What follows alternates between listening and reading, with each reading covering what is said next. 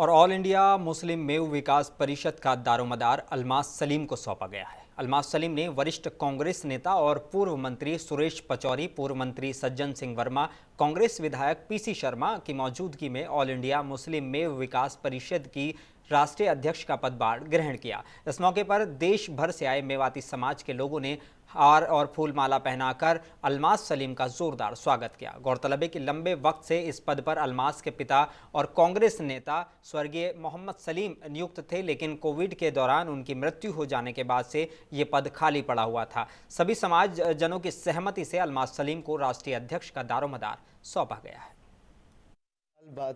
3 साल तक जो है हमारी ऑल इंडिया मुस्लिम विकास परिषद में हम कोई कार्य नहीं कर पा रहे थे, लेकिन अब इसका सारे कौम ने मिलकर मुझे जिम्मेदारी दी है राष्ट्रीय अध्यक्ष पद की, और मुझसे उम्मीद करते हैं सारे लोग कि मैं जो उन्होंने जिस जिम्मेदारी से मुझे नवाजा है मैं उसमें खरा उतरूं। तो मेरी प्राथमिकता यही रहेगी कि कौम की जो भी डिमांड्स हैं, जो भी उनकी मैसेजेस हैं जो सरकार तक पहुंचने चाहिए, जो हमारे कांग्रेस पार्टी के माननीय प्रदेश अध्यक्ष कमलनाथ जी हैं उन तक पहुंचने चाहिए। अगर सरकार बनती है तो कौम की क्या डिमांड पूरी होनी चाहिए, वो मेरी प्राथमिकता रहेगी कि मैं उन तक पहुंचाऊं।